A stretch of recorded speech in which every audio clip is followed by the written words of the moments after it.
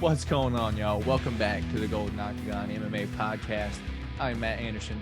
Dorian Rose is on the other side of your screen, and we are coming off of, in my opinion, the worst UFC fight night that we have ever had. Dorian can give his opinion on that later, but not really too much to talk about outside of that. How was your week this past weekend, dude? Or how was your past week this past week and your weekend? Decent weekend. I ended up not hitting on some of the parlays that I had for UFC, so I ended up chasing a little bit on the NFL and ended up hitting a couple of player props there to kind of save my hind end and get right. But no, you're right. That fight card this past weekend it's definitely rivaling one of the worst cards that have been on paper and that actually performed, because a lot of those performances left a lot to be desired on there. So, yeah, it was tough, man. But overall, good week, and gonna be kind of weird this weekend. No fight, so man, it's gonna be kind of a bummer on Saturday. But I'm a college football fan, so I'll be watching some of that. I know you're not as in tune with that stuff. Nah, not really anymore, dude. After a while, football broke my heart. But yeah, this past week for me and this past weekend, dude, was absolute dog shit. You know what happened, dude? How fucked is that? It's just like some shit that's completely out of your control. You're just fucking, just fucking dropped in your goddamn lap. So your boy over here has had a rough weekend for sure, but we are on to a new week. It is Tuesday night here. Yeah, dude. In today's show, we're going to talk about how awful these past weekend's fights were. We're going to give you some fight news, and then, yeah, that's probably it on today's show. We might ramble on just a tad, but, those of you who watch the show, we greatly appreciate it. If you wouldn't mind, go ahead and give the like button. Derek Lewis versus Sergey Spivak for the main event, and then 4 fights of the night. Pull that fight and give them Iwan Kutalaba versus Kennedy Nzechukwu and see how that like button feels after that. Not good, probably. Subscribe to the channel if you are not, and put your comments below. Let us know how you feel, all that good shit. But I guess let's get into it, man. This past weekend, dude, as I said pretty much right there, the main event was scheduled to be Sergey Spivak versus old D-Lou, the Black Beast, Derek Lewis. We like, me and you were both high on Derek Lewis. Me and you both thought he was probably going to get the knockout there. That fight pulls out. Derek Lewis has a non-COVID, weight cut related illness, dude. Probably like food poisoning after eating some like crazy shit after he fucking weighed in and shit like that. But let's not speculate. But I guess thoughts on Man, he that had the fight. boo boo. but I guess thoughts on that getting pulled and the late replacement as the main event, dude. Yeah, in the wise words of Derek Lewis, oh no, I just had to go number 2. There's a good chance that he ended up getting a hold of some bad barbecue or something like that, and I could definitely see that sitting on his stomach, not too great. A couple hours before a fight, there was literally, and I believe it was a Mark Hunt fight, like back in like 2016, 2017 or so. Like he literally had like a full rack of like ribs and shit, and was like back in the locker room eating the shit before a fight. So I would not be surprised at all. I'm just throwing just some random bullshit out there. I'm not reporting anything. I'm just saying I wouldn't be surprised if it was a little bit of a tummy ache. But a bunch of people were saying he was scared. He wasn't scared, man. I mean, he's fought Francis. He's fought Cyril Gunn. I mean, he's literally fought, some of the best heavyweights there's been. So as far as being scared, no, definitely not scared of Sergey Spivak, who's a good fighter. He's a decent fighter, but nothing than Derek Lewis to be scared of. And from what I heard, they're supposed to be rescheduling the fight as well. So if they're able to do that, then I guess, Derek Lewis can at least salvage that. I hope so, dude. I cannot wait to see old D-Lou get back in the old winning column, dude. But He needs to get a win, man. He needs to get a win bad. What's your thoughts on I guess the replacement that they gave us, dude? I mean, I guess there wasn't many options, but it's like gut wrenching. No, yeah. I mean, yeah, you didn't really have many options at that point because Kutalaba and Nzechukwu were already on the card as the co-main event. So as far as name value, I mean, I'm looking down right now. I mean, Jack Della Maddalena versus Danny Roberts. I mean, that wouldn't have really made any sense. I mean, Andre Fialho versus Muslim Salikov. I mean, both of them are coming off of knockout losses, so that wouldn't make too much sense. Chase Sherman, Waldo Cortez Acosta. I mean, you kind of had. I mean, you just kind of had the pick of what you had, and in Zechiku, I mean, I think a lot of people don't really like to give him that much credit because he's kind of had some ups and downs in the UFC, but he's definitely a good fighter, man, and you can see when he kind of puts it all together. He's definitely a dangerous guy. So as far as it being the main event itself, yeah, I mean, you just had to pick from what you had, really. I'm honestly surprised they didn't move Jennifer Maya versus like Marina Moroz up, like to make that the actual like the main event, dude, because dude, there was very little ranked fighters on this whole card, like overall, dude. So it's like, I mean, I guess that's all right, fight, but it was just Wasn't Zechiku ranked? I don't know, dude. I mean, like the light heavyweights aren't too deep, so I mean, it wouldn't surprise me if like he was like bottom like 13, 14, 15, something like that.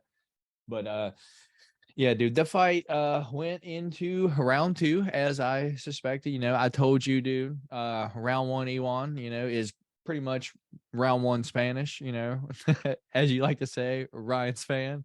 They both have that in them, dude. They both have a crazy first round, but you're like, nah, Iwan's gonna get choked out round 1.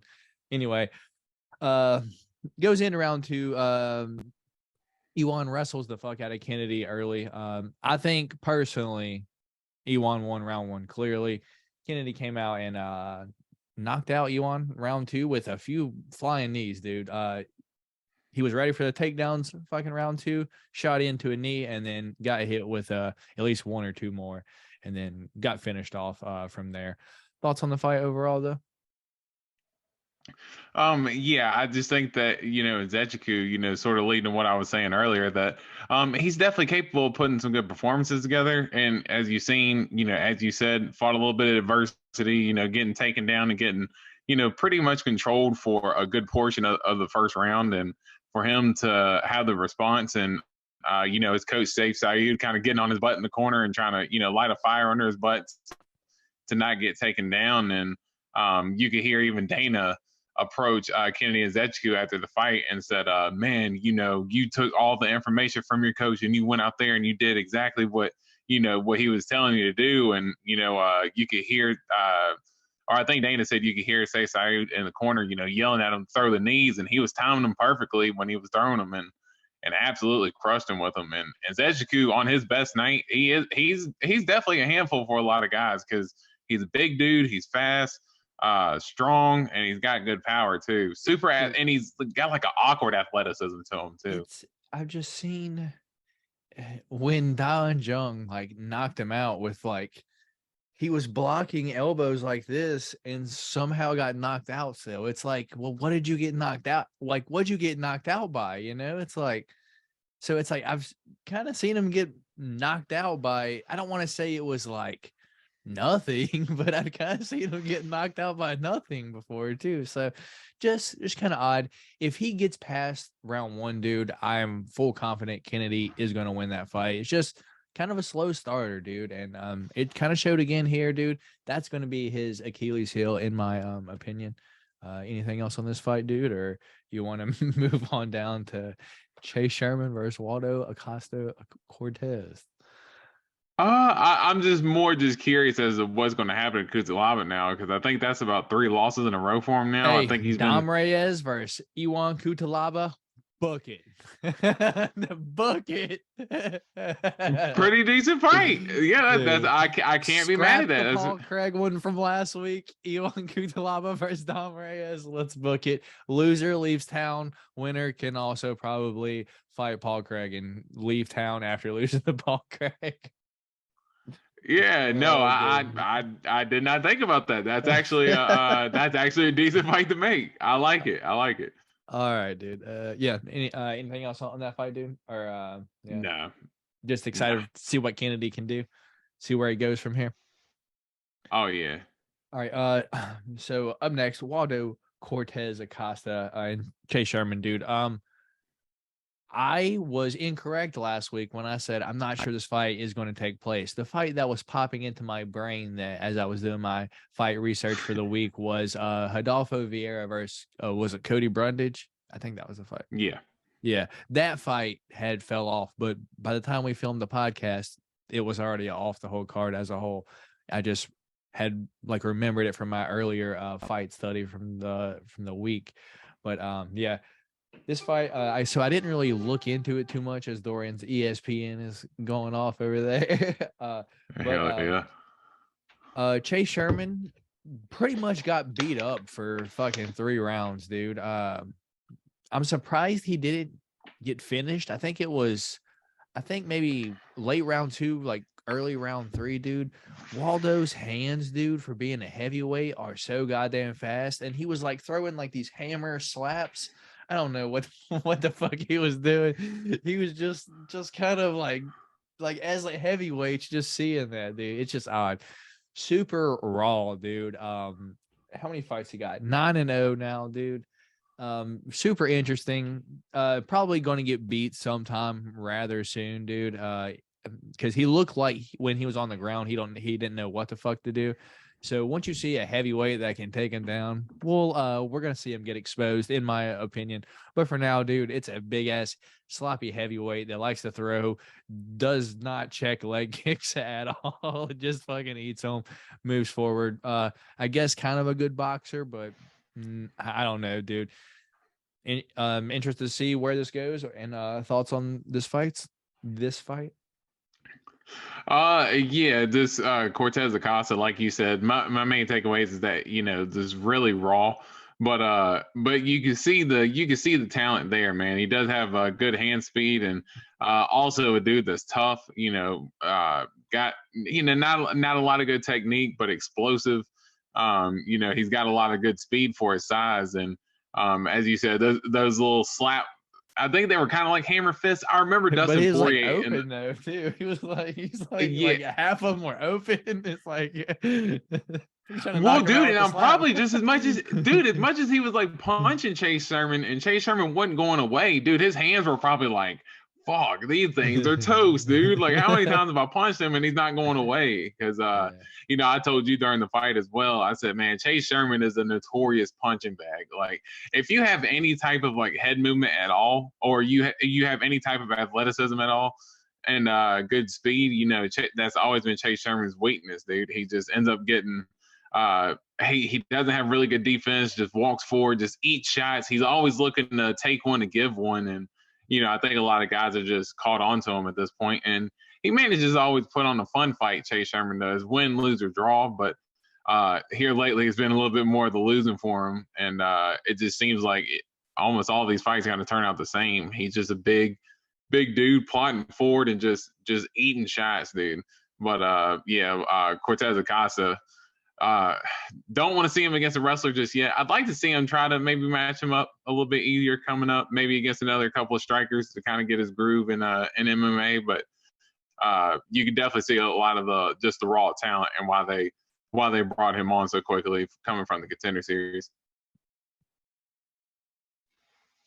Oh man, I had some Panda Express and I went to burp just now. And I got a little backfire of some orange chicken, dude. I was not expecting that. You got to taste it. You got to taste it twice. I know, dude. Yeah. In my opinion, Chase Sherman, dude, is a good test to see if you're UFC, I guess, level or not. Because if you're not, Chase Sherman will expose you. Like, he's hard to put away, and he will be there for 3 rounds. I don't think he's ever been knocked out, dude. I think he's only been like submitted, or if he has been fucking knocked out, it ain't been a whole lot, and it was probably some like GMP shit. He's got good hands overall, not good head movement though. Yeah, you're like no. He's literally just like and just always looking just to take one and give one. Like, he literally, he's like, dude, he fixes his hair so much, dude. It's like how much he fixes his hair in the fight, dude. I'm like, what are you doing? He's like this. Wait. It's like, dude, how about instead of moving your hair, move your head? Like, how about you actually just move your head when you pull your fucking hair back, dude? Like, Do you yeah, also it's notice that though? yeah, I've noticed that he does it in a couple of his older fights too. Like certain fighters have ticks like that. Like I know Dustin Poirier, he always Pulls out his tugs at his pants. shorts. Yeah, he always But a pulls at lot his of people shorts do during his that though. fights. Like I've He's notorious for it though. I've seen like fucking Jorge does it too. Like I've seen him do yeah. it. But Dustin literally like he's like I'm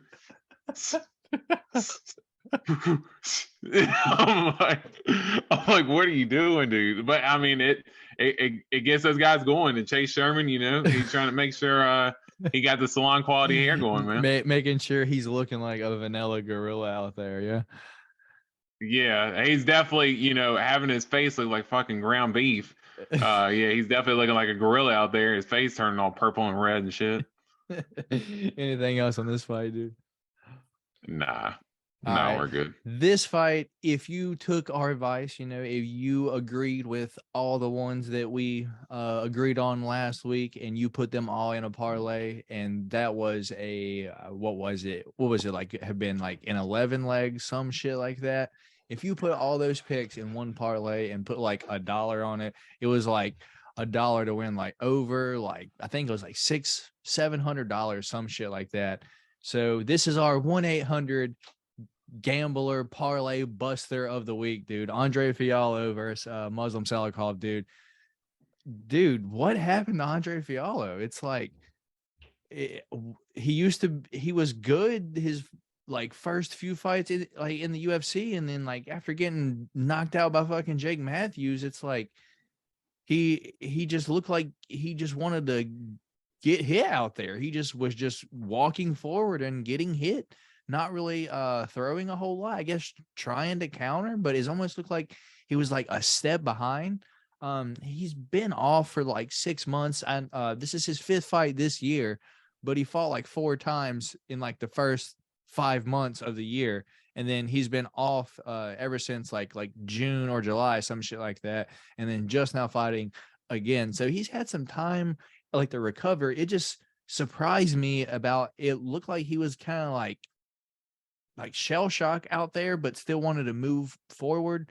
Dude, Muslim Salikov, 10 years older, dude, just king of kung fu his ass, was hitting him with so much fucking spinning shit, pretty much knocked his block off. Andre Fiallo's tough, took one to the body, got back up, and then got fucking finished off from there. I hate to see it, dude. What happened? Can you explain it to me?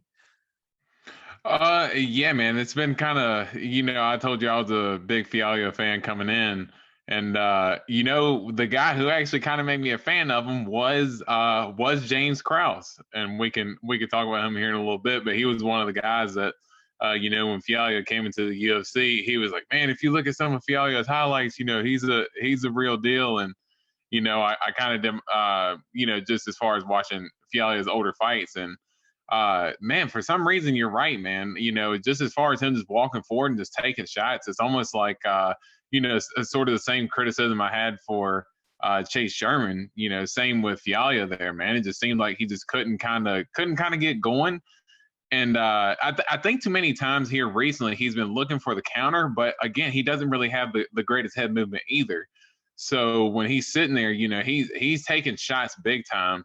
And Muslim Salikov, you know, throwing the spinning head kick, you know, he landed that a couple times, and when he landed that one to the body in the 3rd round, you could see Fialho literally just crumpled and wanted to fall over, but he's almost too tough for his own good. Like he ends up going out there and he definitely gives it his all, win, lose, or draw, and he's willing to go out on his shield to, you know, do whatever it takes to get the win. You know, he'll win or die trying. But at this point, man, you know, I wish he would stop die trying, because he has been getting demolished in his last couple fights. You know, Jake Matthews and Muslim Salikov, you know, those are guys that aren't we don't consider those guys, top tier in the welterweight division. Jake and Matthews those guys might be just top dismantle tier them. now. I don't know. Like how he looked against him, dude. He might be top tier now. And sometimes matchups make fights too, because I mean, when you look at what Sean Brady did to Jake Matthews, I mean, look at the type of style that Sean Brady brings to Jake Matthews compared to Fialho. Fialho is not going out there and going for takedowns. He, as you said, looking for counters and looking for big shots, and it always just seems like if he's not offensive enough, man, he's not really. I don't really know how he's capable of winning the fights, because what I've noticed in his first couple of UFC fights was that he was willing to kind of put his foot on the gas and go out there. Even in his fight against your boy Michel Pereira, like he took the fight on like 2 weeks notice and was kind of walking Pereira down there in the third round. So he kind of had a little bit of that style. Maybe he didn't want to try to take as much damage because the Jake Matthews fight maybe had him a little bit gun shy, but I think that style almost kind of made his performance worse in a sense. So I'd like to see him kind of take some time and kind of reassess some things and hopefully come out with a little bit better defense and a little bit more offense. Yeah, dude. I just if you watch his first 4 fights and then you watch that one, you're like, bro, it was almost like he got hit like with something and then just wasn't there for like a round and a half. He was just kind of like in there. He's like, I don't even know what I'm doing, dude. I'm just here. It was, dude, I don't want to say it was like sad to see. It was just like, damn, bro, because I was really rooting for him. And how many parlays did this bust for you for the weekend, dude? I only had like 2 parlays going into the fight. So yeah, it definitely busted both of them because I had both parlays with him in there. But yeah, it was definitely sad to see for Fialho, and definitely did bust those parlays I had. But thankfully, I didn't feel too confident about a lot of the picks, so I didn't get too heavy this weekend on the fights. Dude, if that would have happened and I got my account back, I would have logged in and seen like some dollars, like hell yeah. But unfortunately, that busted all of mine. Moving on down to dude, up and coming star, dude. Me and you both called this Jack Della Maddalena taking on Hot Chocolate, Danny Roberts, dude. Me and you both called Jack Della early KO and ended up being round 1, dude. He's good, man. He's good. And a broken nose to go with it. I'm not sure if it's broken, dude. It's like permanently broken. I don't know what it is, dude. That shit could not be more crooked, dude. I would not want to run into him. Be like, oh, that's a fighter. Like, that's what if you walk around with that, you're a fighter, dude. I don't care what anyone says. No one walks around their daily life with a nose smashed to bits like that and isn't a fighter, dude. Dude, who's got a worse nose? Jack Della Maddalena or Andre Arlovski? Like you definitely for the audience, you gotta put like a picture of Jack Della Maddalena's nose and Andre Arlovski's nose side by side and look at those. Those are some of the worst noses that you've ever seen. Unaffected nose. So this is just before the fight, yeah. Yeah, okay. Absolutely, yeah. Just from the sheer damage that his nose is taking. So as I fucking put these pictures up, these are going to be before fight damage. This is going to be not right after a fight. This is before they go into a fight. This is how their nose looks on a daily basis, dude. It's fucking awful. But anyway, just looked fantastic. Yeah, an up and coming contender. I guess we really don't know how he looks on the ground yet. Dude, his body work is fucking disgusting, dude. His rib roasters are delicious, dude. Like that, they are so tasty, dude. Just a for sure person to keep your eye on. I don't know the correct next step for him because it's 170, dude. I don't see a person ranked 9 down that isn't going to wrestle him that he doesn't beat, dude. If you're going to stand with him, dude, it's going to be tough. Yeah, he's dude, his boxing is so clean. And it's almost like he doesn't have like the best hand speed. He has like really good timing. And he has like really good timing and accuracy. And he's kind of he doesn't exactly plot forward because he has good head movement too, but he stays exactly in range where he needs to be. He knows how he can throw that. He's so nasty with the 1-2, and then he rips the body hook off of it as well. Every single time he got Danny Roberts backed up against the fence, just constantly throwing rib roasters because Danny Roberts will kind of shell up and kind of crunch down so he could try to avoid as much shots as he could. And every single time he would crouch, every time just ripping the body every single time.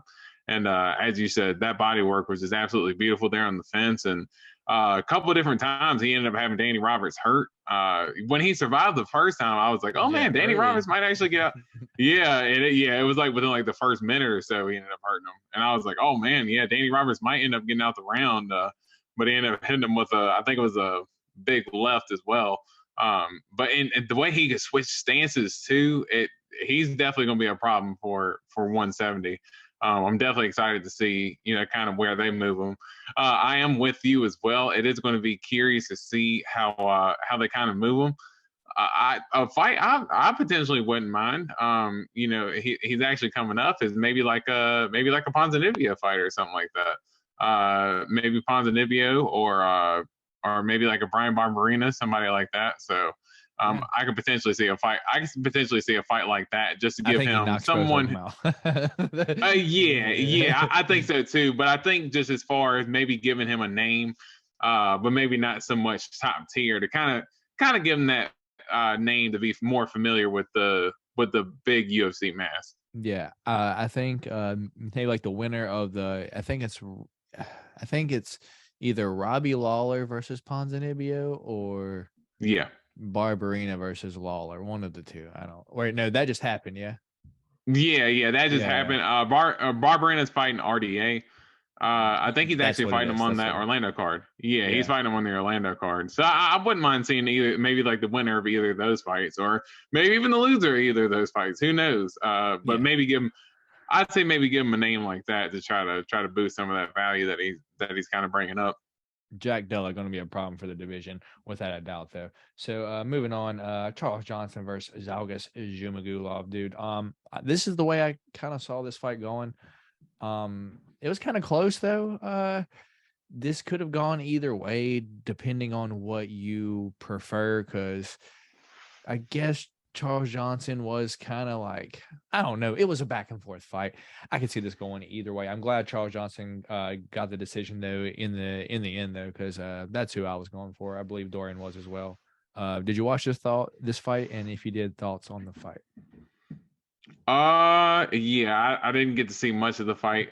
Just a little bit of the fight that I seen. I think I seen a little bit of the third round, but Charles Johnson, he thought for me in the third round, I thought he had put a little bit more pace on. But if you do look at I think the biggest thing for a lot of people when they look at it, because if you look at the strike count, the strike count actually on Google is like basically dead on. Both of them landed 141 in terms of total strikes. Significant strikes, Zhumagulov landed 119 and Charles Johnson landed 115. I think kind of, the difference with that was that Charles Johnson was a little more efficient with his shots. He didn't throw nearly as many. And a lot of times I think when judges kind of see that, that's kind of what they take away from it. I'm sure a lot of the people that were mad that Zhumagulov won were people that probably had a little bit of money going Zhumagulov's way, but kind of based on the highlights that I had seen and everything, I thought Charles Johnson was the rightful winner. Yeah, same. Odds of you rocking this. What are the odds of you rocking the Charles Johnson haircut next Charles Johnson fight week, dude? What is this? What is his haircut? You gotta look it up, man. You gotta look it up. I talked about it last week. We talked about it. Oh, the rat tail thing. Yeah, It's like a skull. It's like his is like a purple hair patch at the back, and it's got like hair designs because his hair is all the way bald, and that's the only place he has hair is like right there in the back. Set a like goal. 100 likes. Let's do it. No, I probably won't do it, but still, let's do it. I'm not gonna do that to Dorian. I guess main event of the prelims, Jennifer Maia taking on Marina Moroz, dude. Good back and forth fight. I was kind of worried because I thought Marina Moroz might, come out on top, but as I said, dude, doesn't use her grappling at all. Just stood with her pretty much the whole time. When she did grapple her, just held her on the fence just a little bit. And as I pointed out, dude, I thought Jennifer Maia's hands were a little bit better than like Marina Moroz's. I think the difference is maybe like the footwork, but I'm still sticking with what I was saying, dude. I think Jennifer Maia's hands are better than like Marina Moroz, and she is a 9-time whatever Ukrainian fucking boxer. But as I said last week, how good are the ladies in Ukraine, or are the ladies in Ukraine? Probably not that fucking good. So Nah, not if and I don't want to say that as well, because I think really what you've seen a little bit of Moroza's striking is just a little bit of the age starting to kick in. I mean, she's 40 now, and what is Jennifer Maia? What is she, like 20? What is she, I 29, thought 30? no. Jennifer Maia, god damn it, dude. She's younger, but I do Dude, think that she's for sure over 30. She's like 33, maybe 35, something like that. She's also up there too, dude. I knew that she's been in the UFC for a little bit, and I know Marina Moroz has Jennifer for a little Maia bit right as now well. is 34, and Marina Moroz at this exact moment is 31. Marina Moroz, the younger of the two. Marina Moroz is 31. She was born in 1991, dude. That's what Dude, Google I thought, says. I don't know. dude, for some reason I thought that she was older. Maybe I was looking at something different.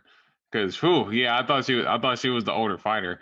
Well, and I guess you can maybe attribute it to ring rust, because I know before she had the Maria Agapova fight, what was she out of the octagon for, about 3 or 4 years or something like that? It was a little bit of time that Marina Dude, something Moroz was tells off me she's before. not 31, dude. I have to I have to look into this for just a second. Yeah, but go on for a second. Yeah. What happened in this fight, dude? Well, she just looked a little bit slower on the feet, honestly. Just overall, I just attributed it to age, because I just assumed she was the older fighter, because she looks like the older fighter in the face. Who were we But talking about last week that was like battle of the 37-year-olds? I thought it was like Carolina and uh uh uh Silvana Gomez Juarez, dude. That's yeah. yeah. So I guess that was kind of leaking into like fucking this for me for some reason, because I thought they were both older. Yeah, but 34 versus 31. I guess they're not too old, dude. Jennifer Maya, the older of the two, though. Yeah, I don't know. Yeah, definitely. But yeah, Jennifer Myers, as you said, just looked better on the feet, and was able to just use her grappling, as far as just using just basic control, just grinding out the clock, and just getting a much needed dub. So kind of, as you said, just kind of how we expected the fight to go. That was another one that I was really surprised that Marina Moroz was a pretty big favorite. So a surprise to see that, but I'm sure people put a straight bet on Jennifer Maia. He made some pretty good dough off that too. Probably. So I'm going to give you the results of the rest of the prelims just real quick. Miles John gets the decision over Vince Morales, and we'll talk about this one more when we talk about James Krause. Ricky Tercios gets back to his winning ways, dude. Still gets taken down with fucking ease, but a handful once he's on the ground, scrambles nonstop. And the one that gives me and still for the week, Vanessa Demopoulos and Maria Oliveira, dude. Dorian went Maria Oliveira, and I did go Vanessa Demopoulos in our only different pick of last week. That never happens. We always have at least 3 to 5, and we only had one different one. So it just was what it was. And the main event fell off too. Let's just be honest. Last week was a shit show altogether. Let's just chalk that one up as a L. And no fights this upcoming weekend. So when I have this thing, I have this thing. Moving on down, Brady Heastan defeats Fernie Garcia after getting fucking almost knocked out early, very early, round 1 with a mean right hook, and then he just wrestled Fernie Garcia for the next 3 rounds, basically. And then the pretty much only other fight that I want to talk about on this card, Natalia Silva versus Teresa Bleda, which opened up the fight. Natalia Silva gets the 3rd round TKO with a spinning body kick to the face. Yes, a spinning body kick to the face. The other girl, Teresa Bleda, had literally nothing but takedowns and grappling. Zero striking at all, if you ask me. She could not handle herself at all. Kept getting body kicked.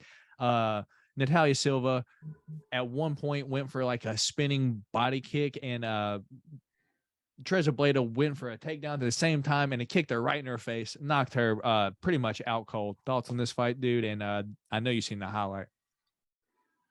Yeah, definitely. And Natalia Silva, she's I love her style, man. Just that bounce that she has in her steps. She almost kind of has like a Rod you know who Tank. she reminds me of? Rod Was Tank.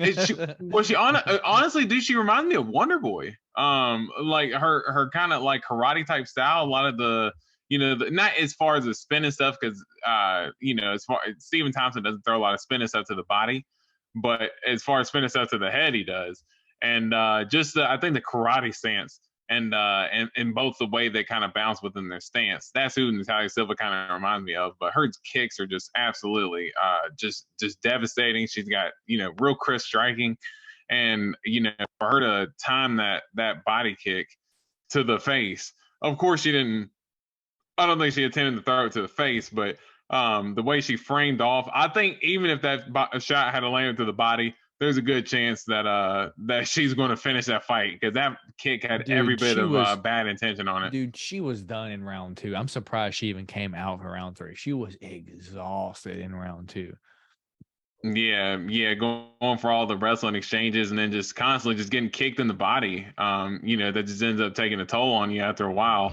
If you play UFC 4, as myself, the rib roasters are the key to getting the victory. And that's what Natalia Silva did, just kept working, and that spinning back kick was the thing of beauty. And I'm definitely excited to see how she kind of turns out in this division, because she's been a savage in just her first couple fights, and she's young as well. So curious to see how she's going to kind of pan out in women's flyweight. For sure. She has quite a few losses already, but they're earlier in her career. And then she took a few years off a few years ago, and then came back and looked fantastic at the beginning of the year, and just looked even better this past weekend. So anything else on this fight card as a whole, dude, before we move on to our news? Nah. Not too much. I think we kind of exhausted as much as we could on this one. Not really a whole bunch to talk about this past weekend. That shit sucked, and let's be real. Remember, no fights this upcoming weekend. So at the end of the show is when we normally would talk about the upcoming fights this upcoming weekend, but we don't have those. So our next fights are going to be on December 3rd, and that's going to be main event Stephen Thompson versus the Trailblazer Kevin Holland, but we'll talk about that next week.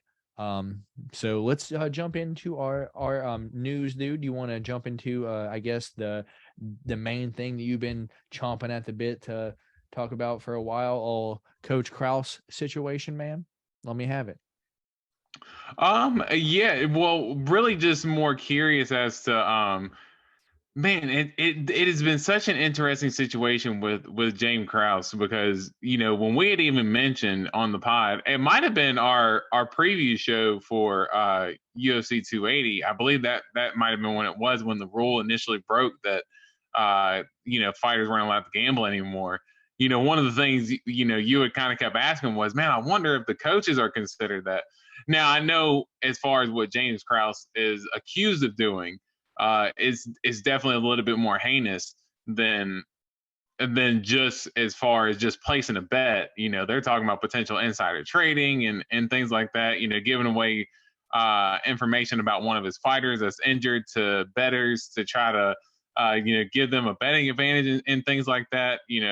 And for Miles Johns, Miles Johns was one of the fighters over this past weekend.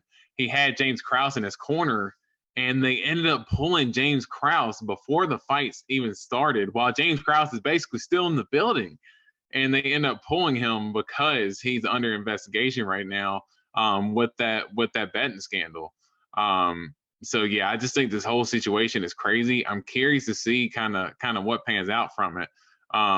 kind of what are your thoughts about everything that's kind of surrounding James Krause right now, and looking like potentially he might not be able to coach his own fighters again until this whole issue gets resolved? It blows my mind how he ignores it completely, because I watch his fucking YouTube channel still, and like the comments are literally filled with, hey, what about this? Insert Sanko joke as well, but you know, I do laugh at those. Those are hilarious. But it's like, how does he not even say anything about it? I don't know. I'm just kind of sitting back, just kind of waiting to see what happens. You know, I guess there's not really anything that I have to do with anything like that. You know, I'm just literally a fan and trying to make some money over here. But try not to waste any money either.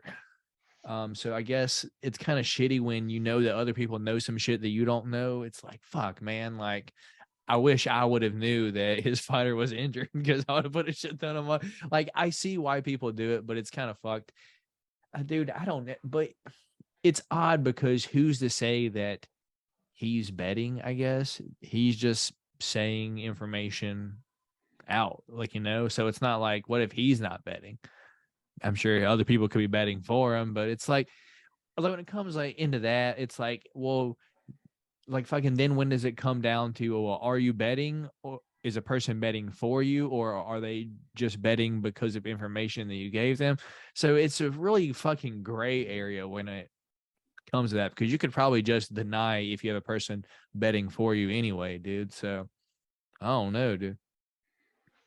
Yeah. The whole situation is definitely something, and there's still a lot to kind of come out of the situation. The investigation is still ongoing as of right now.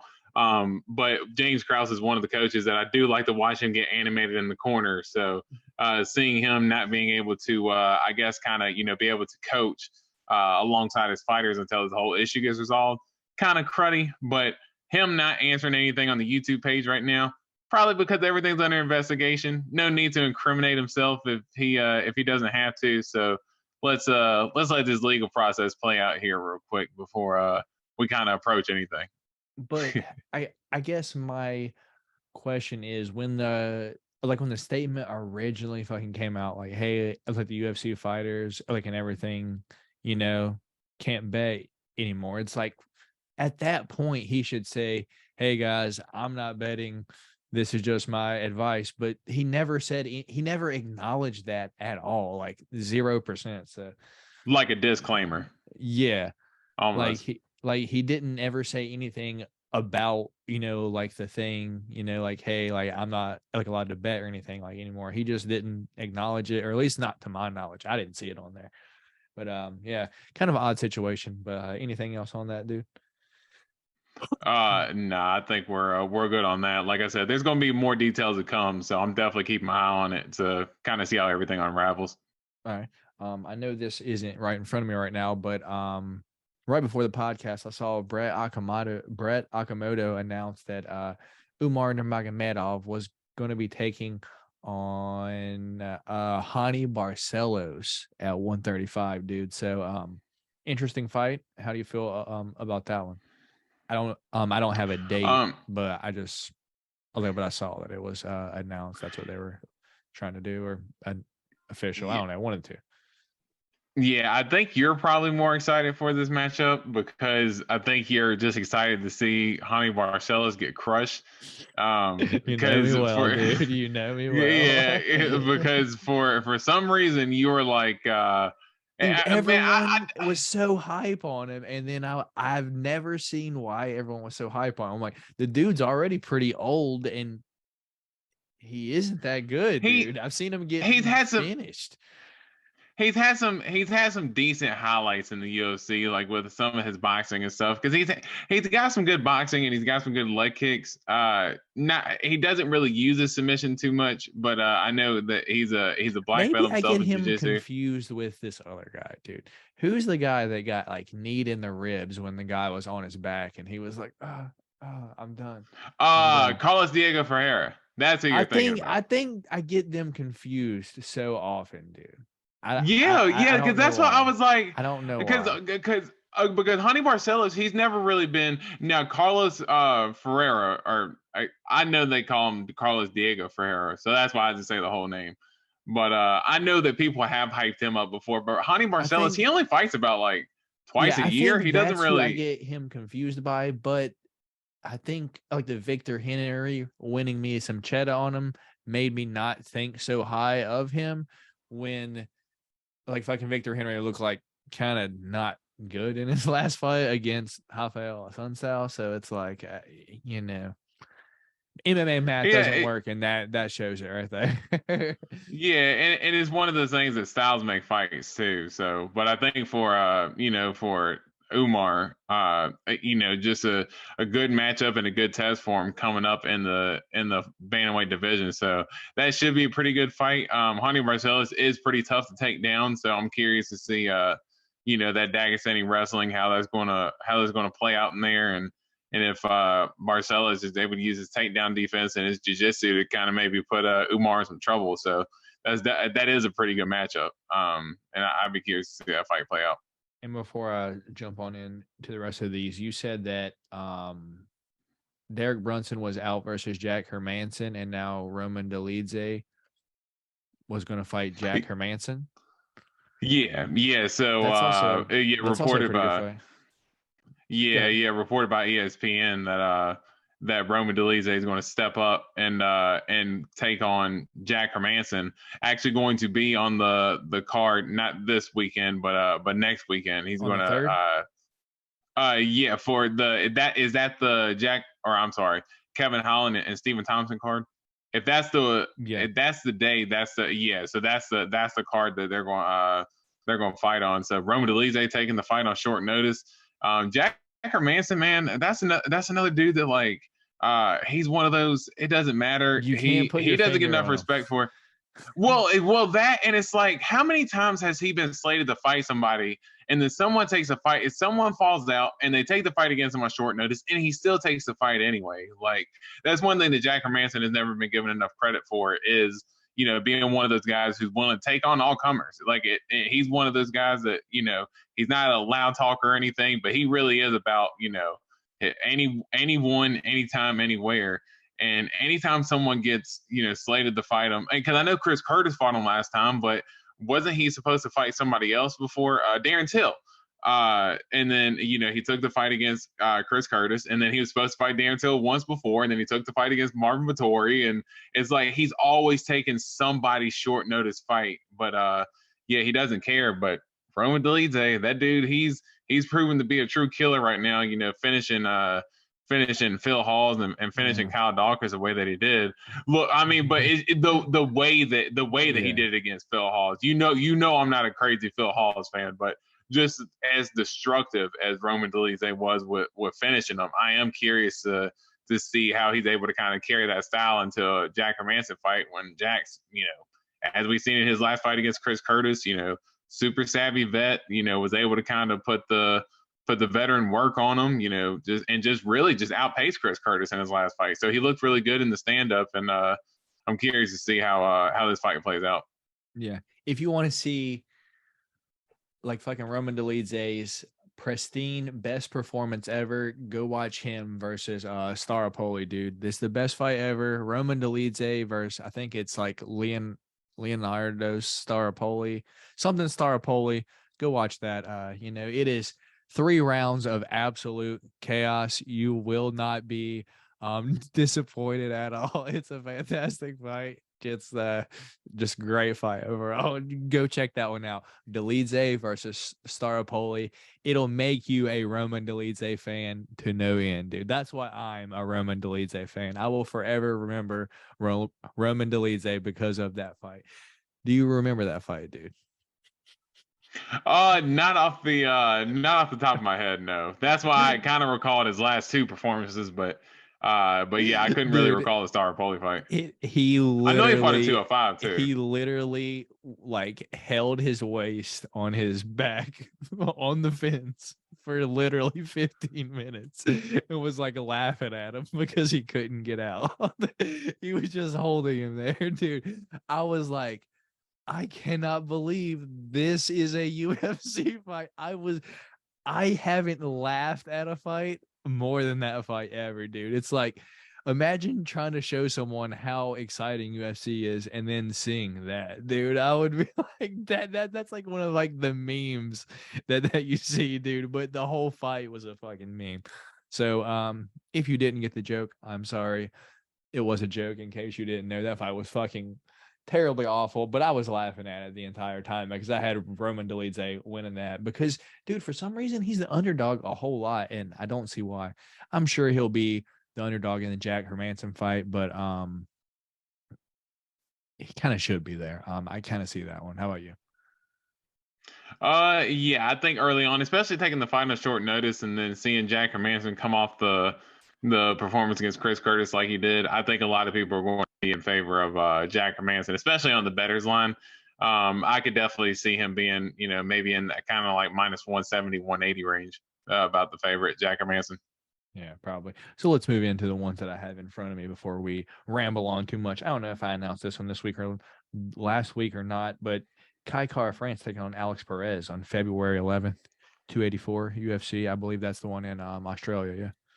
Thoughts on that? Yeah, that's the Perth card, and that's kind of that's a really good matchup. I think Perez is kind of in a situation where he kind of needs to get a win at this point, because he had so many matchups against Matt Snell, and they kind of did their own Habib and Tony there and pulling out of each other's fights about 3 or 4 different times before he finally got the fight with Pantoja. And then Pantoja just ran through him like a knife going like a hot knife going through butter, and just ran through him. So, and Kai Kara France, he put on a really good fight in that Brandon Moreno fight. Man, it was almost Colby Covington and Kamaru Usman-esque, where the judges, one judge had Kai Kara France up in the fight, one judge had Moreno up in the fight, and I think the other one had the fight tied at that point because it was the finish in the third round. So I think each fighter was up 2-0, and the other judge had it 1-1. So they put up a good performance and got finished in that fight. But Kai definitely needs if he wants a chance to kind of get a quick turnaround back to the title, needs to win a fight like this. So both fighters backs up against the wall. It should create for a fun fight. I got KKF hands down in that. I don't think Alex Perez is the bee's knees, to be honest. Yeah. I think I think there's a good chance that the Kai could get a finish in the fight too. So be on the lookout for that. Some more flyweight news. Remember who got knocked out by him? Was it Ode Osborne that got fucking knocked out right after, like fucking taking a flying knee against Tyson Nam? Yeah.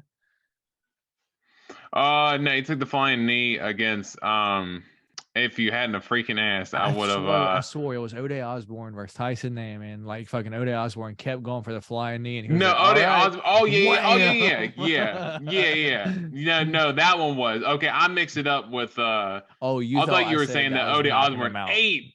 Yeah, I thought you said Ode Osborne ate a flying knee because he actually ate a flying knee and got knocked out before too. Yeah, but Tyson Nam returning against Bruno Silva March 11th. Thoughts on that? Who's Bruno Silva, dude? Why do I not know Bruno Silva? Or is there someone else named Bruno Silva? I was going to say, yeah, Bruno Silva at 185. Isn't that you? My brother. Isn't that you, dude? Yeah. Dude, there's another my Bruno brother. Silva that fights at 125.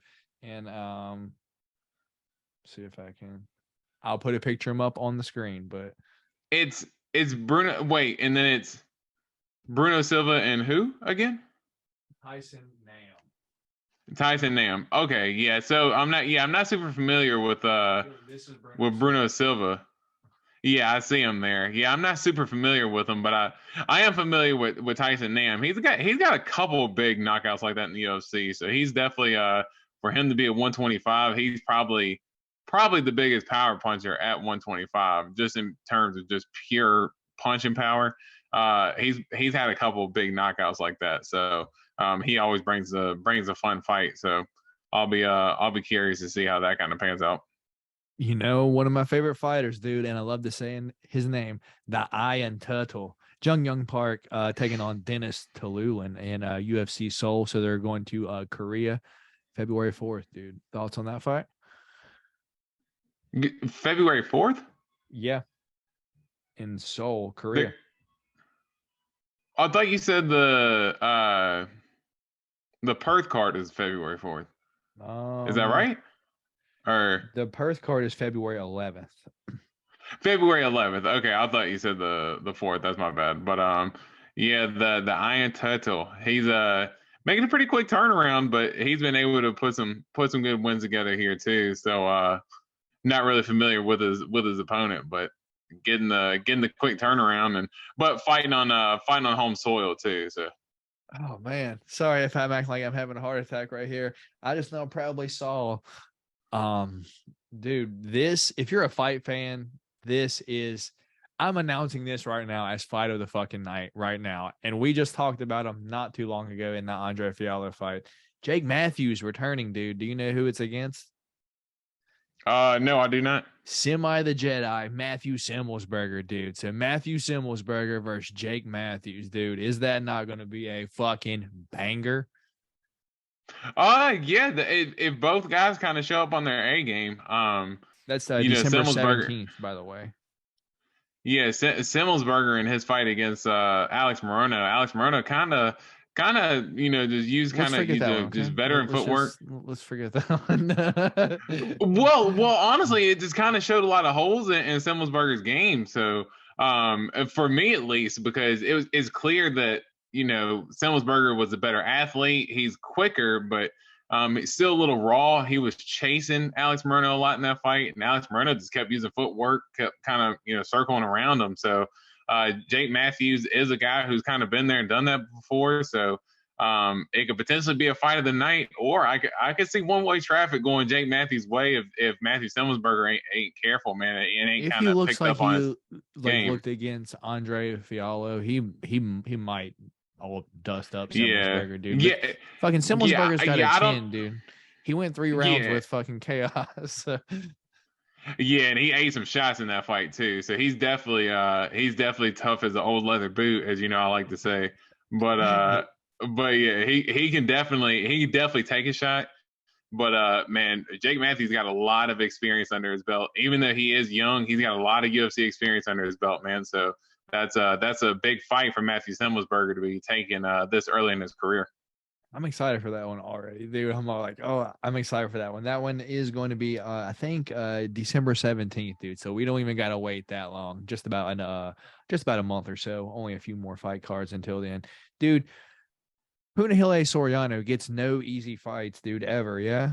He's taking on Roman Kopylov on January 14th, dude. The dude just fights the best up and comers at all times while also being a fairly good up and comer. Yeah. Yeah, but I kind of think Soriano, he's still getting a little bit of experience. He's still kind of young in terms of how many fights that he's had as well. So I know you're a Soriano fan. I'm a Soriano fan as well. He is a big puncher. Kind of he'll go out there and brawl as well. And I think when you got guys that are kind of getting experience like that, I think that's if you're not going to have old veterans that you could just keep matching up with all these young guys. So at a certain point, some of these young guys got to start cannibalizing one another. And I think that's kind of the mindset that Punahele Soriano is kind of taking right now until he gets a lot more experience under his belt and then able to kind of work his way up the division. Roman Kopylov, rather good though. Yeah. Like rather good striker overall. I think he has pretty solid body shots as well. Yeah, it'll definitely be a good fight. So Punahele Soriano, that's one thing you can say about him too. He never dude, he has one of the never biggest gets matched up in a adult fight. Oh yeah, and he never had he never has a dull matchup. All his matchups are fireworks, and he always brings a fight. And like you said, Kopylov, good striker, got some good kicks as well. So that's definitely a good matchup. All right. Someone that you're a fan of here, Manal Cap returns against David Dvorak. That's who it was. That's who it was who I was talking about. Need Ode Osborne. That's what I was thinking about when you said that. So I couldn't remember his damn name, but you just said it. But I always like, kind of like tug your strings a little bit when I say that you're a Star Boy fan. Thoughts on this fight against David Dvorak? Not familiar with David Dvorak, but I know that Manel Kape, the UFC seems to like him, and I mean, he puts on decent performances. I guess the thing that kind of kind of frustrates me with him. I think it might have been the Alexander Pantoja fight, and Pantoja's literally winning the whole fight, and like Manel Kape's like just like flexing around and like dancing, and it's like, dude, you're literally losing the fight. Like, what? I do not understand what you're doing right now. And then he at the acted end was like, he was absolutely baffled that he freaking lost. And it's like, dude, what the hell are you confused about? Like, you're not confused. You lost the fight. Like, plain and simple, you lost the fight. But this idiot's sitting there walking around like, oh, what happened? Jeez. Like, no, you lost the fight. Clear as day, dude. But no. No, he's got some athleticism to him though, so I can see how the UFC likes him. And I can see how they want to try to put him in these positions. So let him try to get some dubs under his belt, but also try to make weight as well, Manel Kape. Just try. And once again, dude, staying on the flyweight, hitters off the jump. All these people fight each other. Ode Osborne going to be taking on Dennis Bondar. I'm not really sure who Dennis Bondar is. Kind of sounds familiar. Does it sound kind of like familiar to you? Like, I don't know of him, but I feel like I've heard the name.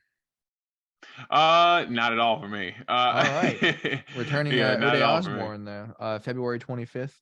Yeah, not that interesting, though.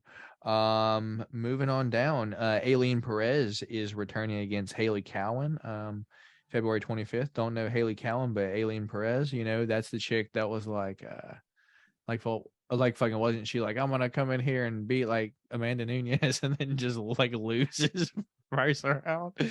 What, wasn't it her? Wasn't that her? I'm not gonna lie, I'm not even familiar with either fighter, but it's just funny just to think about someone saying like, I'm going to beat Amanda Nunes in my first fight, and then like get absolutely dominated by somebody else. I think it was Norma Dumont that fucking beat her up, dude. Or here, hold on, give me just 1 second. Now I have to look at it. Norma Dumont, the dump truck driver. Yeah, dude. Her last fight, Aileen Perez, last fight. Oh, she lost to Stephanie Egger, rear naked choke round 2, dude. But before her fight, she was like, I'm gonna come in here and I'm gonna win this, and I'm calling out like Amanda Nunes, and then you lose to Stephanie Egger on like late note, like 2 weeks notice of be a second round rear naked choke. It's like it's Stephanie Egger out of all people. It's like just looking at the name Stephanie Egger, like, but it you just at least almost know makes the performance worse. Like who that is, though. Yeah, but it's just almost just seeing the name Stephanie Egger, like it's just it almost makes it worse. Yeah.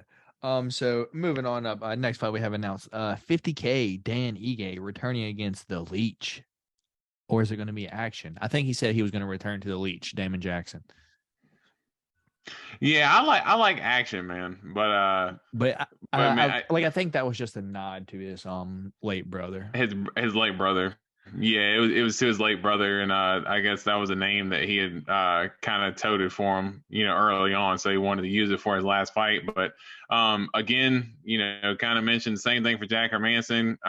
No easy fights for Dan Ige, man. He's always in there, and Damon Jackson is one of those guys that he doesn't really have the name right now, but he is putting a lot of good performances together. He's got good power. He's got good kicks. He's got good punches. I mean, the guy's, great with submissions.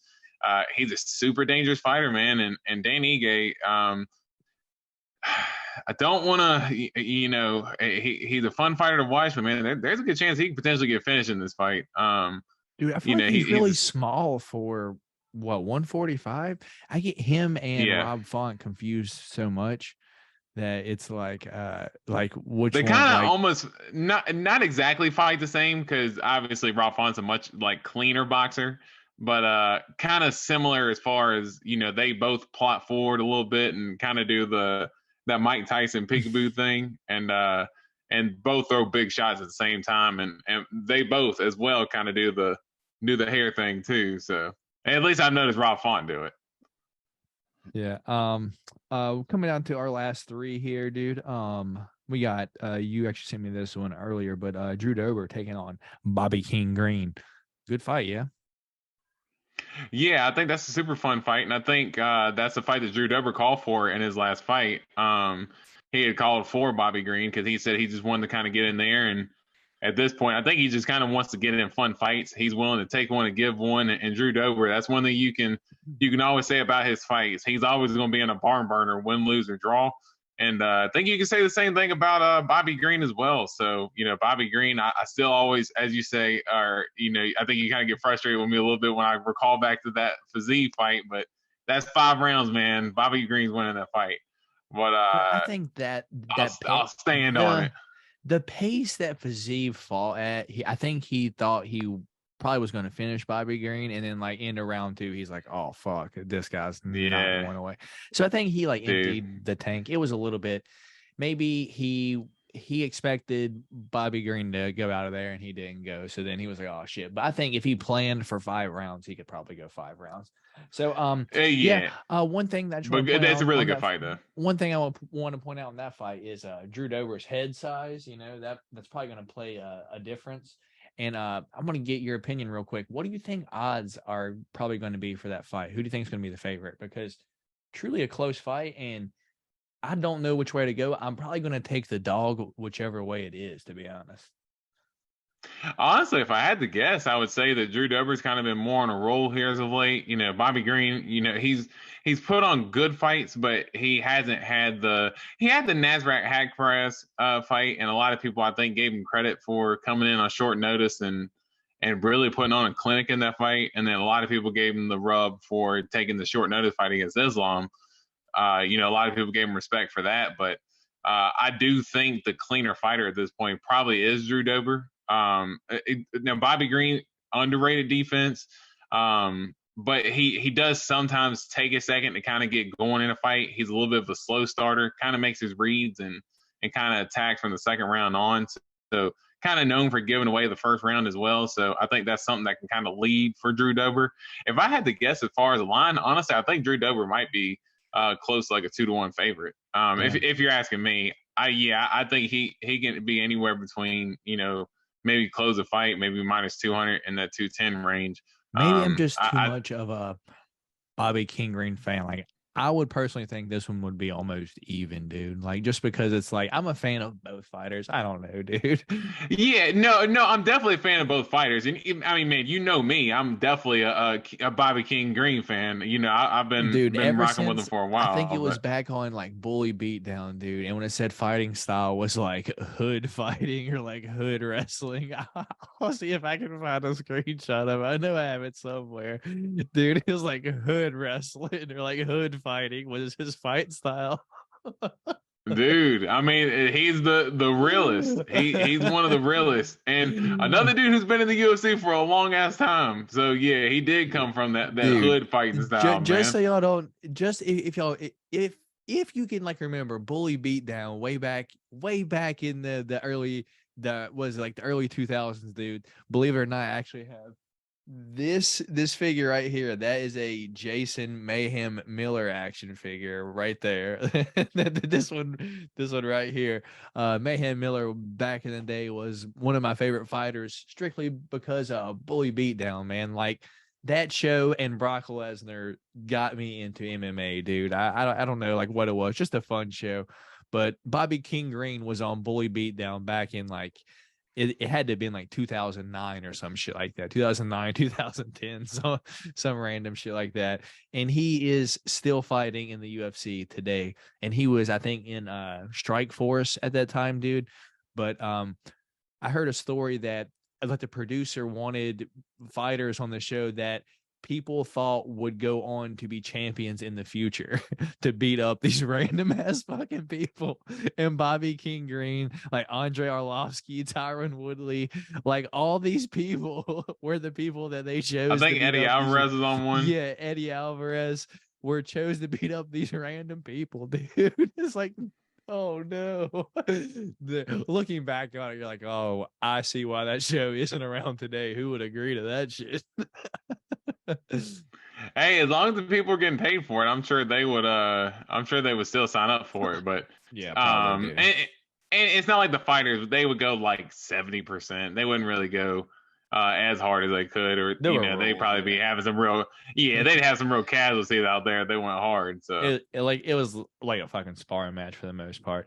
So yeah, so moving on down from interesting fight, even though we just now spent about 10 minutes on that. You guys know, good fight. It's going to be an interesting one. I don't know who we're going to pick on when that one happens. When is that one happen? December 17th. So we only got a couple weeks for that one, dude. Second to last one announced, Macy Barber versus Andrea KGB Lee, dude. Thoughts on that? ooh, Dude, good that's fight. a I don't know. Yeah. that's a really good fight, man. It's going to I be think March style 25th, by the way. I think style wise, KGB is probably the more, I guess, well-rounded striker. She's got better kicks. She's got some good boxing, but she's nasty with those elbows in the clinch. She's got some good knees as well. I think Macy Barber, ever since she's been with Team Alpha Male, I think I've kind of mentioned it before. I'm a Macy Barber fan as well. I'm a fan of both fighters, especially KGB. KGB is a savage, but I'm a real big believer and I was a real big believer in the Macy Barber hype kind of coming into the UFC. She's had a little bit of struggles, but it kind of started to put it together a little bit more here as of late. Had a good performance against Jessica. I really nodded her head up with some of those elbows in the clinch and in that fight. And I think for this fight, I do think that the clinch game is going to be a little bit it's going to be a little bit tough for Macy Barber to kind of play out because, as I said, KGB's got some dangerous elbows, but almost seems like Team Alpha Male's kind of made Macy Barber into more of kind of like a grinded out type fighter more than when Macy Barber came in. Macy Barber had that dog in her, man, and was going out there looking for a finish every time. Just unleashing just hella boxing combos, and it almost seems like now she's just kind of more prone to kind of play the fight out smart, as my cat's doing. I don't know what the fuck he's doing in the background right now. Dude, like literally, like I think he just like jumped on top of something, just like slid across the like hard floor over there. I was like, dude, what the fuck are you doing? Yeah. But I didn't know if you heard that or not. But Yeah, should be a really good fight though. yeah. On the contrary, I am not a Macy Barber fan. Not really a KGB Lee fan either, but I can acknowledge factors when I see it. I think KGB should win this fight, particularly just because she head kicked my girl Viviane Araújo into oblivion and then went on to lose that fight. But I believe that she did knock her out, for a split second. But you have the power to knock Viviane Araújo at least out for a second early, like in a fight. Dude, don't be surprised you get a KGB finish, dude. Maybe like fucking Macy Barber gets fucking KO via head kick because she's going in for a takedown or fucking shadow boxing her way to a fucking victory. I think she still struggles with distance just a tad, and KGB Lee has good front kicks, dude. Should be a good fight. I'm going KGB Lee in that without a doubt, though. But I'm not a Macy Barber fan in the slightest. Yeah, I would have to think that it would probably bet line. It would probably be close. I would say the Macy probably be like maybe like the slight favorite, maybe like minus 120 range. I think it definitely is a close fight, and like I said, I think if Macy tries to play in the clinch, I think it's going to be dangerous. But I think you could probably look to see Macy maybe implement a little bit more of her wrestling in this matchup. So if I had an early lean, I'd probably lean. Sorry, go ahead. Yeah, no, I was saying early lean. I'd just probably lean towards Macy. Just early lean. Yeah, I mean, I'm not saying fucking KGB's a wizard on the ground, but she's got a few subs there. Dude, look at the way she finished. Most decent against Antonina, but Antonina's not. Antonina's kind of dog shit on the ground. Let's be real. No, but for her to be able to get taken down, put on her back, and then snap in that triangle and just unleash those elbows that she did. So no, she definitely is dangerous off her back. So it's something that Macy's going to have to take into account as well. So that's what I said. It's a really good matchup, and I think it's good to see kind of where both fighters are at right now. All right, moving on to like the welterweight, maybe even the middleweight like division at this point. Gilbert Burns versus Neil Magny announced for January 21st, UFC 283. Thoughts on that, man? Immediate thoughts on that? I believe Gilbert Burns probably gets the dub with relative ease, if you ask me. But Neil Magny is big. He is rangy. I guess we could see an upset. I just think Gilbert's better all around everywhere. Yeah, man. Man, I think man, this is one of those ones where, we're kind of overlooking Neil Magny again. And I think that I think Gilbert Burns he's a better athlete. He's a little bit more explosive. He's got more power in his hands, and he's obviously got better jujitsu. But what I'm curious to see is, Neil Magny's a big dude for 170. And I think that, if he's able to kind of smartly use that range, kind of fight a Neil Magny type fight, throwing jabs and teep kicks to the body and kind of keeping his range, using a lot of good footwork, and staying out of trouble in the grappling exchanges, dude, I think there's a good chance that, and depending on how big of a dog Neil Magny is, I might be willing to throw a little bit of cheddar towards it, just due to his frame against Gilbert Burns. I do think Gilbert Burns is definitely going to be ready. I think it depends on if he wants to wrestle or not. I think if he wants to go out there and implement the wrestling, I think that's going to be his best path to the victory against Neil Magny. There was a lot of ifs there for Neil Magny to win. You're like, if he does this and this and this and this, he should win if he does all of this.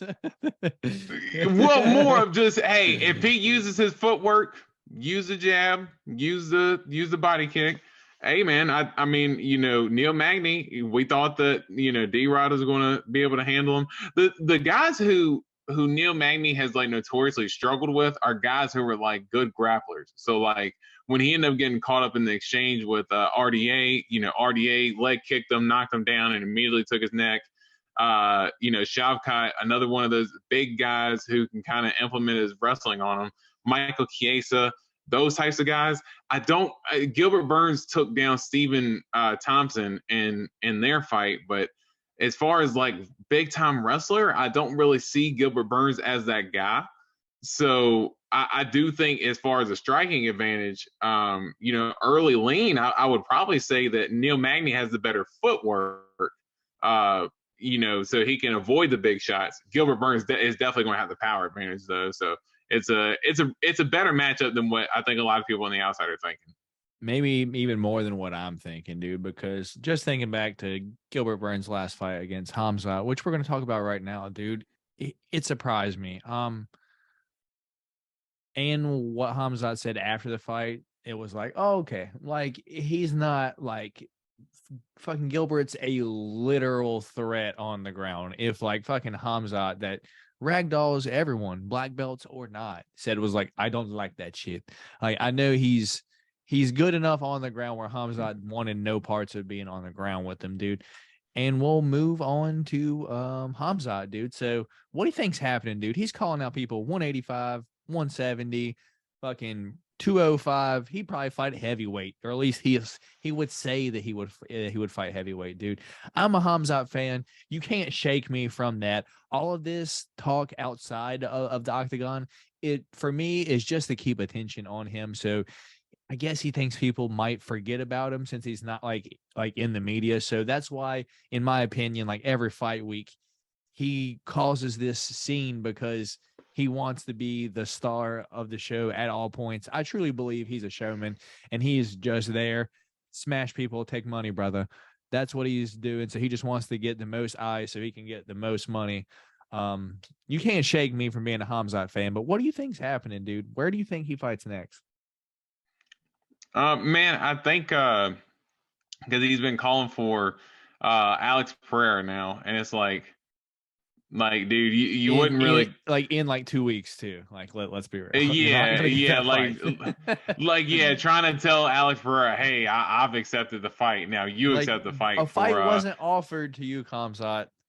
UFC did not offer you a fight against Alex Pereira on December 10th. I promise they did not. And it's like, why would Alex Pereira take that fight on short notice like that? Like he just got out of a as a champion, just got out of a pretty tough 5-round fight, and was on the heels of losing before he came back and had the victorious effort in the 5th.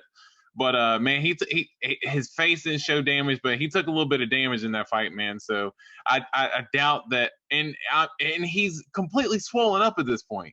So he's not gonna be able to make the weight cut back down that quick to take the fight. But I think for Hamzat, I think the best move right now would be to stay at 170.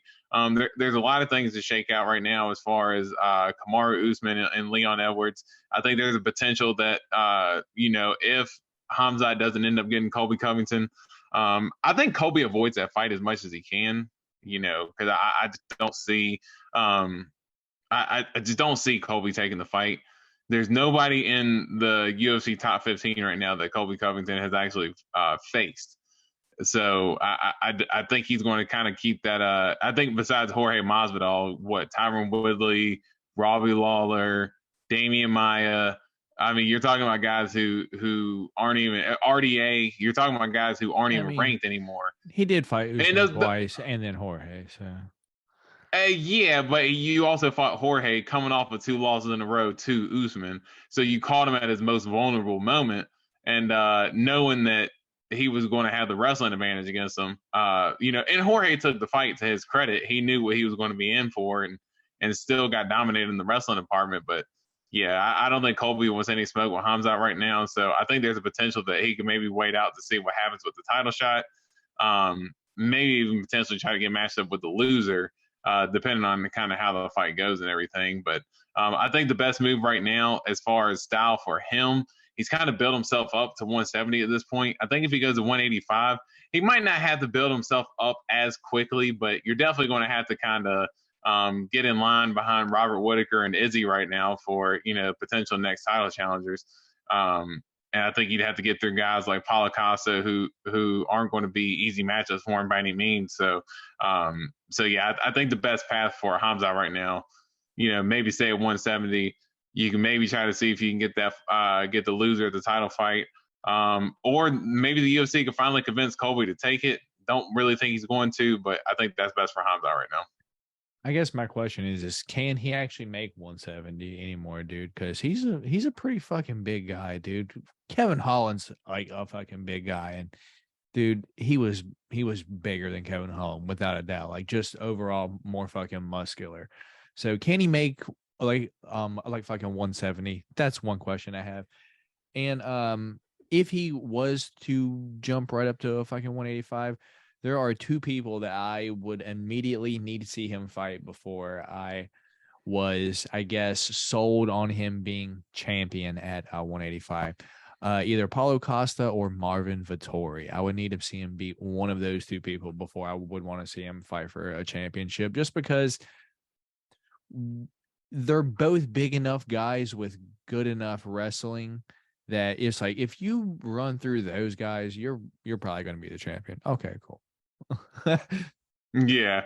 No, I think that's definitely the 2 matchups that I'd like to see at 85 if he does end up making the move up. Just after his fight against Kevin Holland, the catchweight thing with the whole debacle with Nate Diaz, Dana seemed to be pretty confident in that press conference afterwards that he could still make the weight, and Hamzat kind of carried the same tune that he felt like that he could still make the weight, and that he wanted another opportunity to make 170 again. So he didn't really seem to sweat it too much in the post-fight press conference. Dana really didn't seem to. So if they're kind of holding the confidence in that Hamzat can make the weight, I'm going to kind of, I guess, hold out judgment and try to give him another chance to see if he can regain that steam that he had at 170 before that last debacle he had.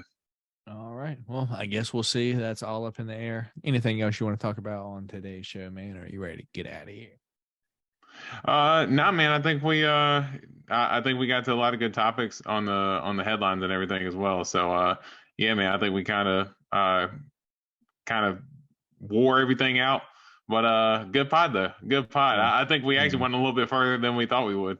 Yeah, probably gonna have about 15 viewers because everyone's gonna be like, "Oh, this past weekend's card." I think I'm going to pass on this week's episode, boys. But, it is what it is. If you watch this, we greatly appreciate it, especially if you watch this whole shit all the way until now. Definitely appreciate you even more. And leave a like if you haven't. Subscribe to the channel if you're not. Leave your comments down below. Let us know what you think. I've also been working on, well, I guess if you stay this far, I'll let you guys in on a little secret.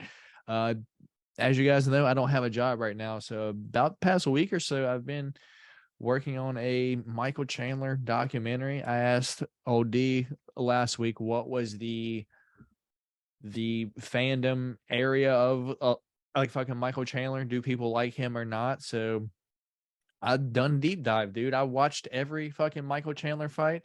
Not only that, I went back to his high school fucking wrestling. I went to his college wrestling, dude. I learned all about Iron Michael Chandler this fucking past week, dude. The 3-time Bellator champ, Michael Chandler. Yeah, dude. So if you are interested in that, make sure you I guess stay tuned. I'll probably start filming that sometime later on this week. I've just truly just been deep diving on nothing but strictly Michael Chandler knowledge for the past few days for the most part. But yeah, so that's a little sneak preview on what to look forward to this week or maybe next week. Who knows? I just have to sit down, get it sorted, film it, edit it, all that shit. Thoughts on that, Dorian? Care at all? Yeah, no, that's pretty cool, man. And you were able to finally, go back and catch some of his finer Bellator highlights, man. They kind of, dude, I watched every single fight. Dude, here's just one. Dude, those Eddie Alvarez fights were barn burners. One small little nugget, dude. Fucking Michael Chandler, like literally graduated college and like 6 months later took his first fight. And then like 6 months after that, signed with Strikeforce in like 2004 or 5, dude. So he was a fucking Strikeforce fighter for like a few fights and then signed right to Bellator at like 3-0, fucking 4-0, and had been there ever since, dude. Like dude, he's just I gained a small fandom for Iron Mike after doing all the research that I did. Before he left Bellator, they called him Mr. Bellator because he was pretty much around, as you said, from the start of it, and he was a 3-time champ. And Bellator, Scott Coker, that's one thing that Scott Coker, he had an immense amount of respect for him, and they kept saying that apparently Bellator had offered more. And this is just rumor that I don't have any facts to back it up, but just a lot of things that I read about Michael Chandler coming into the UFC that Bellator had actually offered more money, but Michael Chandler just wanted more of the opportunity to get the crossover fan base with the UFC. So that was kind of why he made his jump. But and he had kind of already done everything in Bellator at that point anyway, so didn't really need to do too much more. Had some of the best knockouts, a lot of title fight wins. So how shitty is it like for Bellator, dude? It's like you have literally three champions, or now hold on, because we'll fucking talk about Umar for like fucking just a second, dude.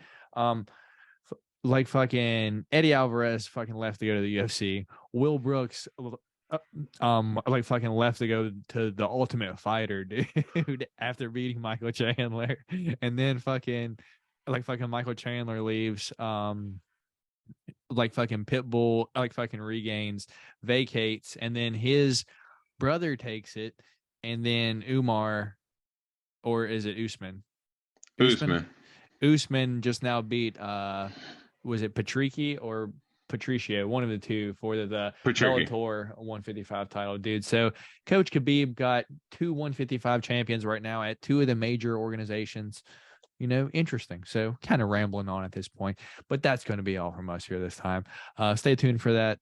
All that good shit. Like, sub, all that good shit. Anything before we get out of here, LD Rose? Nah, man. Just hit the like button, hit the subscribe button. Share it with your friends. Let them know this is the hottest MMA podcast around, man. Even though we just ramble on about random fucking bullshit all the time. Matt Anderson. Hey, but that's what it is. Kicking it with the bros. Yeah, man. Matt Anderson, D Rose on that side of the screen. We'll catch y'all next week. Get our picks for these upcoming fights. But that's all from us here today. We'll catch y'all next week. Peace. Peace.